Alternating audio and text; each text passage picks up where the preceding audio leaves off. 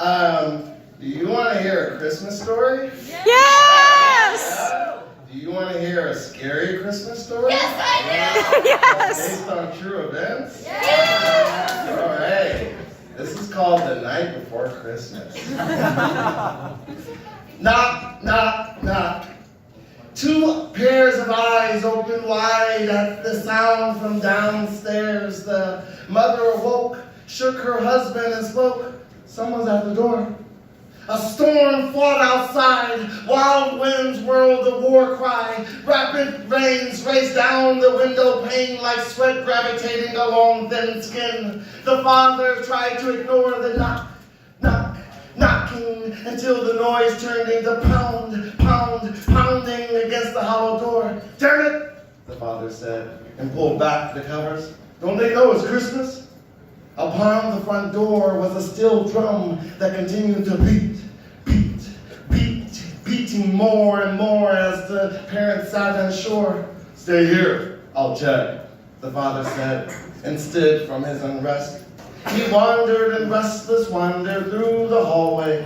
As he passed his son's room, his head poked inside, hoping to see his boy still at peace, hoping to see his boy still asleep in silence under the blanket with freckles of night sky. But the knocking and pounding and beating grew louder and louder. Sudden sounds shifted into kicks, roaring like a large rhino. The father ran down the stairs, rushed to the people, and stared at a sight never seen in his life. On the porch stood a creature with features of a man, naked and soaked as though he had been thrown into a pool. Drool dripped down his chin, racing with the bloody crud falling from his forehead. Thunder came thumping, thunder came thumping, thunder and lightning ripped the sky in half. The father ducked to the cold floor. His body jolted and froze. Once nature's orchestra simmered, he stood and returned to the people. His shaky hand twisted the doorknob, pulling the door open. The front porch was empty. Before he could take a second glance, a smash of shattered glass crashed from the patio. The father left the front, sprinted back toward the living room, and turned to the corner, and boom! A steel pipe bashed his back skull. The son awoke, feeling his heart caught in a steel drum. The mother approached the staircase, watching the pipe's rear end strike her husband's head again and again. She leaped down the stairs, attempting to rescue her beaten love, but she tripped over the final steps.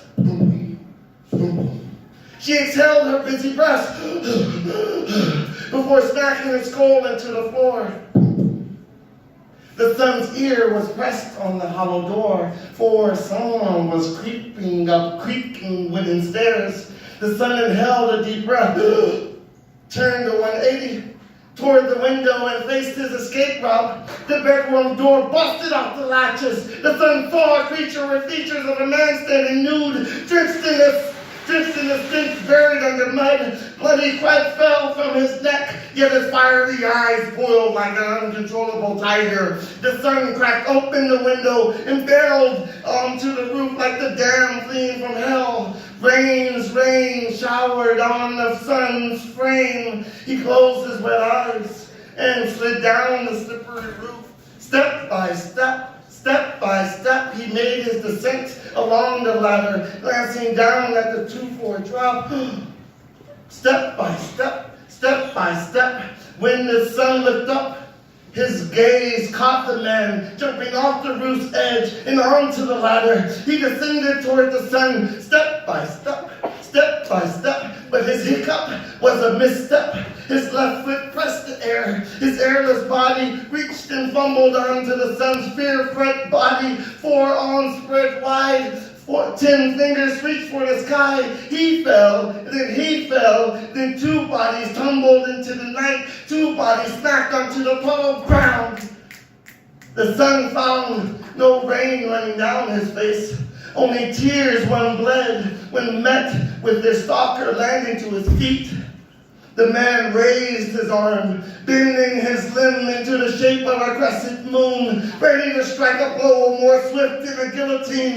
The son closed his eyes, trying to rewind to the time he was asleep, at peace under the night sky. The son's eyes opened wide as bullets sprayed into the side of disarray. The man's back skull bursted open from the second of 4 shots fired through the silver rim of the pistol held in the bruised left hand of the mother lying on the welcome doormat at the front of the Redwood home. Son! Mama! The son lifted himself to his sprained feet. His legs were running into his mother's bent knee. He passed midway through the lawn before his ankle was tripped upon by the man with a gaped hole in his skull. The mutilated figure grabbed the son's leg with all his might. In spite of the son's kicks to strip the grip of his mitts, the man wouldn't quit. With a quick pick of the lip, he bit the son's leg a deep enough slit. The grip was close to an inch. Mama! Son! The mother pressed the trigger, but click, click, click, laughed at her attempts. Each blinking, sinking moment brought her closer to sleeping. Her internal bleeding made her drowsy, drifting blindly, dreaming of reality. Is this one big dream? She parted her lips, whispering a wish into the wind. Her hand dropped the pistol. Her hand patted the wet wounds behind her scalp. Her head bled with each pulse as her mouth begged, help. Death as man gnawed on the son's calf. The child's cry sang louder than an innocent locked in a leg hole trap. The mother watched the dark shapes grow dimmer, too blurry for her shut eyes. She examined the full moon without surrounding darkness. A sigh signaled her surrender. A silent night, a holy night, stared at the impact. Woo!